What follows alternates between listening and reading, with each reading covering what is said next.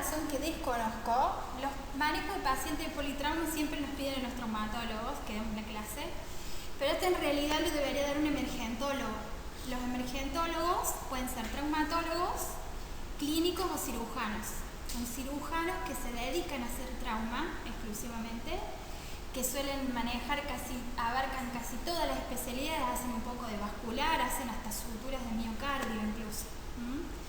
El traumatólogo, si bien nosotros tenemos mucha incidencia por la alta tasa de fracturas y etcétera, el manejo clínico prácticamente no lo hacemos y eso es más potestad del clínico. Siempre en general en el manejo de un paciente o en un sanatorio, en una unidad donde hay un shock room o una unidad donde manejan politrauma, suele haber todas esas especialidades, digamos, ahí a la expectativa. Siempre se trabaja muy coordinadamente y en equipo porque se entiende que el paciente está en riesgo de vida. Y siempre se habla de la famosa hora de oro, de a partir del momento de que el paciente tiene el accidente en la vía pública o caída de altura, lo que sea, y debería estar todo coordinado de tal manera para que ese tiempo sea el menor posible, desde el trabajo que se hace antes de que entren a la institución, más lo que se hace dentro de la institución. En general, siempre consideramos que un paciente politraumático sería cuando tiene dos o más regiones o sistemas comprometidos en los cuales uno de ellos, puede ser cualquiera, puede ser una ruptura de vaso, puede ser muchas fracturas, pero una de ellas compromete la vida. En los niños es distinto porque tienen una volemia muy chiquita a comparación de un adulto. Entonces, si ya tiene, por ejemplo, múltiples fracturas, ya se considera también como politrauma. Es muy importante el tema del manejo del politrauma por lo que hablábamos recién con respecto a la hora de oro, establecer prioridades. Siempre hay protocolos de trabajo para eso que lo deben haber escuchado alguna vez. El PHTLS, que es el prehospitalario, que son los protocolos de atención antes de ingresar al sanatorio, y la TLS que se hace dentro de la institución, digamos.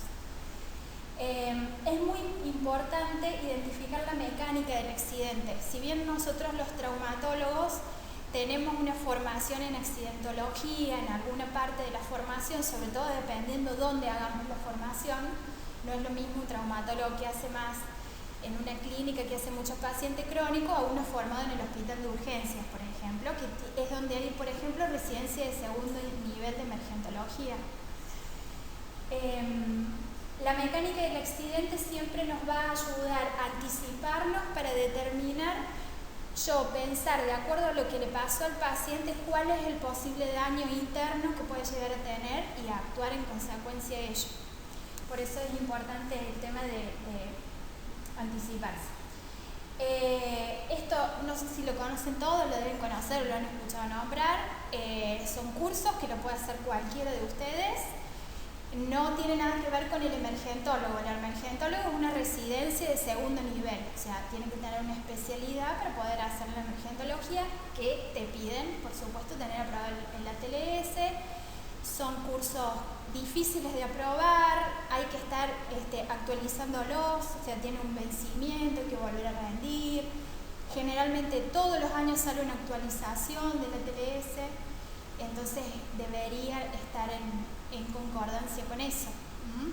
En los centros de trauma de todo el mundo, donde manejan mucho trauma, permanentemente están actualizándose para la TLS.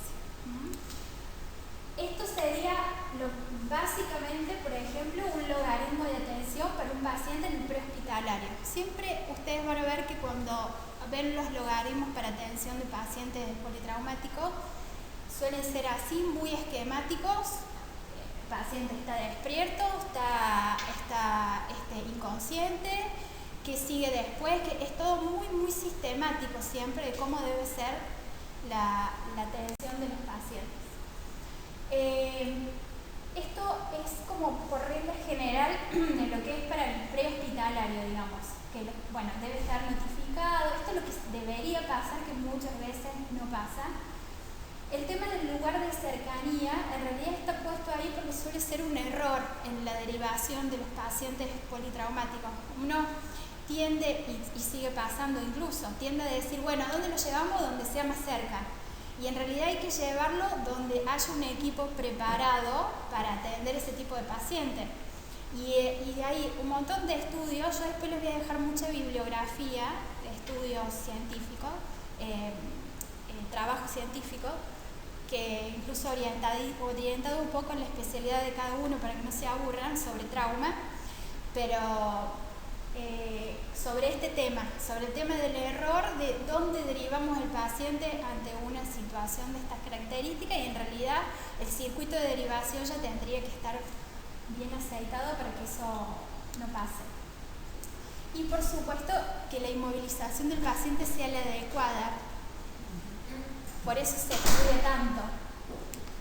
Bueno, esto es básico, por ejemplo. Es cómo se prepara un paciente, es una de las partes para la inmovilización inicial. Esto, que parece que es una pavada, es prácticamente vital. Cervical y columna lumbar, es lo más importante. De ahí en más, ya todo el resto son todos, digamos, pasos que se van a ir cumpliendo de acuerdo a cómo están hechos los protocolos para politrauma. En general, para el traslado de pacientes, los que se usan son esas dos formas, esto que se llama como en cuchara, que la camilla se abre y se mete por abajo, o el paciente, la movilización en bloque, que se pueden abrir. Esto ya es etapa intrahospitalaria, ya es manejo de politrauma avanzado e intrahospitalario. Se dividen en esas etapas A, B, C, D y E. Eso, acá esto lo tienen todo. Después, si ustedes quieren ver, yo les dejé ahí abajo toda la bibliografía para que lo busquen. El A, que es la vía aérea, siempre hacer una correcta valoración para ver si se puede intubar, si no se puede, si es para una tráqueo, si es para un tubo de mayo, si es para una máscara laringea, o sea, todo eso se valora. Y generalmente los equipos de trabajo que reciben un paciente politrauma en un shock room, cada uno tiene una tarea, o sea, nadie está preguntándose, ¿querés que te haga una vía? O sea, ya está todo determinado y cada uno entra el paciente y ya sabe lo que cada uno tiene que hacer. Es muy importante el tema del trauma cervical, que se insiste tanto, no solamente porque es importante por el manejo de la vía aérea, sino para prevención, obviamente, de lesiones de médula. La B, que es la ventilación, ahí se decide junto con la vía aérea cómo va a ser a partir de ahora la mecánica ventilatoria del paciente. Tiene que haber una buena valoración del tórax. Y si yo veo algo de este tipo, es una pena porque no se ve por ahí muy bien, está como muy rojo. Pero la lesión, por ejemplo, de la derecha, que es una lesión que uno la ve y es fea, muy profunda, lacerante. Sin embargo, es una lesión que prácticamente no reviste tanta gravedad como la que tiene a la izquierda. El paciente que tiene a la izquierda, eso es... Claro, esto que ven acá es el patrón más común de lesiones por el cinturón de seguridad. Entonces, eso hace una contusión pulmonar impresionante. ¿Por qué? Es como si lo tuviera puesto en el brazo solamente. Claro. Puede ser. No, se cruza, lo tenía acá arriba, me parece. Sí, incluso yo le quería poner a la foto, pero ya eran demasiadas fotos. Ahí viste que es muy común que también a veces se lo encajan abajo y queda como la panza enganchada. Claro, para las embarazadas también. Sí, también para las embarazadas. Entonces, esta lesión acá de este tipo, o sea, acá vos me estás diciendo que como que puede quedar abajo del otro lado del hombro. Claro, no, tiene muy arriba en el cuello, pero se ve que lo tenía puesto muy arriba. Claro, pero porque es muy gordo, esto en realidad va para allá, el cuello está acá. Pero de todas maneras, por ejemplo, este paciente en particular, que es un recorte que lo saqué del manual de la TLS, hizo toda una lesión con una necrosis masiva del intestino. A pesar de que uno lo ve afuera y dice, bueno, pero parece que fuera una laceración o una contusión simple. Entonces, por eso es muy importante el tema de valorar bien ¿Cuál anticiparse? Que era lo que decíamos recién. Trauma cardíaco, que eso es para el cardiólogo, que no sé cuál es el cardiólogo, está por acá. Está luego, estoy trabajando, bueno, que le puse ahí un artículo para el cardiólogo para que no se aburra. En realidad los traumas cardíacos tienen una tasa de mortalidad altísima, obviamente, y es la causa principal de muerte instantánea en el lugar del accidente. Está descrito cómo es todo el mecanismo del trauma y cuáles son las lesiones más probables que pueda llegar a tener en el corazón por distintos tipos de traumatismo. Esto es un algoritmo básico que generalmente lo maneja todos los que hacen trauma, que es la parte circulatoria, que yo si calculo, por ejemplo, si el paciente tiene una fractura de pelvis, yo sé que la fractura de pelvis pierde entre 1,5 litros y 2 litros de sangre. Es muchísimo. Entonces, si yo veo que el paciente tiene esa fractura de pelvis tan grave y lo puedo llegar a poner entre el grado 3 y grado 4. El grado 4 ya está en un shock hipovolémico. Todo eso ya el que maneja el paciente en la sala de trauma ya lo tiene, por supuesto, súper incorporado. Estas son varias fracturas de pelvis, no sé si ven bien las angio. Siempre una de las lesiones más comunes, sobre todo en accidentes de tránsito por conductor, digamos, son estas fracturas de pelvis y las fracturas de cadera. En general, eso después ya que creo que se los va a dar bien Sartori más cuando vean fracturas y todo eso, pero la mecánica es porque lo que tiende a pasar es un poco esto, ¿no? Que la cabeza del fémur tiende a, como un paciente joven, es un hueso fuerte, la zona de más debilidad esta pega la rodilla con el tablero, entonces se impacta por adentro quiere entrar a la pelvis, digamos. Por eso estas fracturas también, por lo del sangrado que habíamos hablado antes, tienen indicación inmediata para hacer una angio, para ver si es para embolizar o no. Y siempre saber que esto, por ejemplo, después lo van a ver un poco mejor, pero esto generalmente conlleva lesiones de la uretra. Por eso no está indicado poner una sonda vesical en un paciente con una fractura de pelvis. Son distintas fracturas, no es lo mismo. Bueno, el déficit neurológico, por la escala de Glasgow, para valorar el paciente también, igual. Esto muchas veces nosotros no le damos mucha importancia, estos son los dermatomas del cuerpo, que por ahí uno lo ve en la facultad y después dice, esto capaz que no lo veo nunca más, pero en realidad para los que hacemos, yo hago miembro superior y hago microcirugía. Los que hacemos microcirugía hacemos suturas de nervios, por ejemplo, yo veo muchas lesiones de plexo braquial y ese tipo de lesiones. Entonces, esto tenemos que saberlo bien por una cuestión muy simple. Siempre hablando de un paciente despierto, ¿no? Pero si yo lo reviso un paciente y me dice que tiene pérdida de sensibilidad en determinada área del cuerpo, yo ya puedo pensar a qué altura tiene la lesión. Esto yo lo uso más para miembro superior, pero para lesiones, sobre todo a nivel de la columna, es fundamental para hacer un buen examen, por lo menos inicial. Esto de la revisión primaria y secundaria se ve seguido. ¿Qué quiere decir? Yo veo al paciente, lo reviso, lo estabilizo, ya sé que tiene, pero no es que quede el paciente en observación. El paciente son varias horas hasta que todavía no salió de la crisis y hay que estar permanentemente haciendo nuevas revisiones del paciente. Eso es muy importante. Básicamente esto sería como una especie de esquema de lo que se hace en shock room y lo que hace un equipo de emergencias cuando llega el paciente. Cada uno ya sabe lo que tiene que hacer, es un poco lo que hablábamos recién. Incluso, por ejemplo, generalmente en un shock room debería haber un equipo de rayos y un ecógrafo. Es muy raro que se use un tomógrafo para una emergencia pura.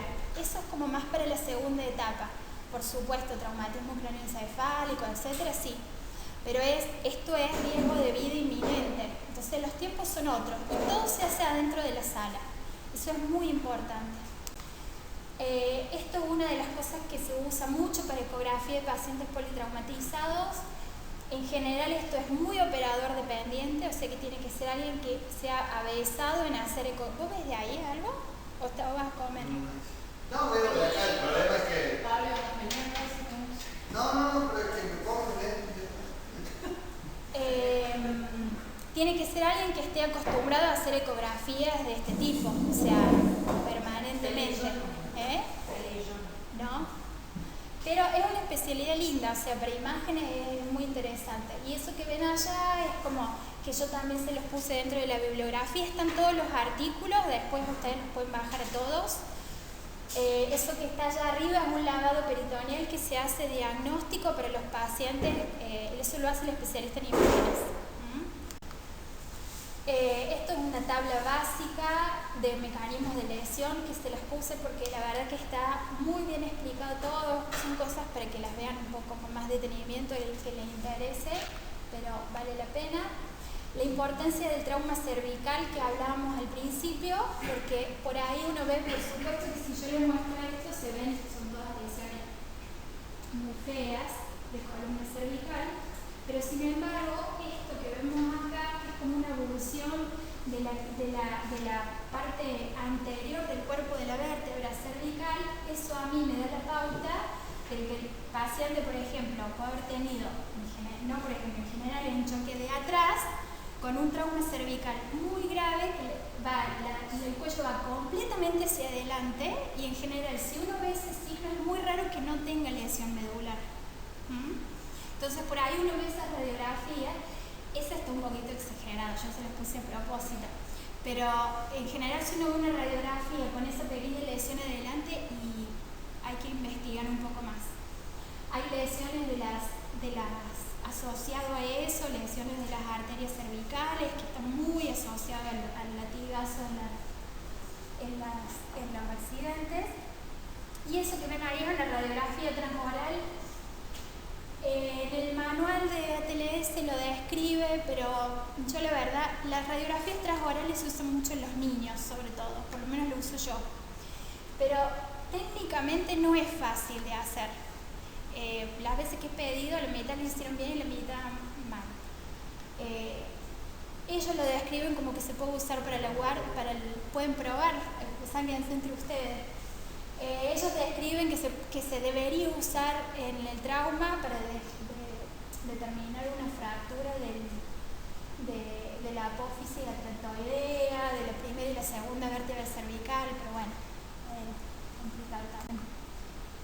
Esto es más de mecanismos de lesión, que es muy interesante.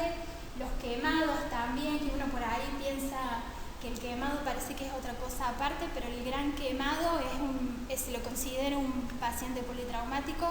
En general son muy difíciles de manejar. En general esos pacientes van a un centro especializado también. Y esto, por ejemplo, es el último update del ATLS de 2018. Yo se los puse un poco para que al que le interese se fije, porque si es increíble cómo van cambiando de un año al otro. O sea, por ejemplo, antes el torniquete no, pero bienísimo torniquete no. Y ahora sí, torniquete ahora sí se puede hacer. Entonces, por eso también permanentemente hay que recertificar el ATLS, porque eso es de acuerdo a la experiencia de todos los centros que hacen politrauma, va cambiando obviamente. Yo les dejé, estos artículos están, o sea que yo se los voy a subir al Drive para que los tengan. Hay una cosa para cada uno, hay trauma ocular, trauma cardíaco, hay cosas, el manejo de trauma ocular no es fácil, también hay todo un algoritmo para hacer trauma ocular.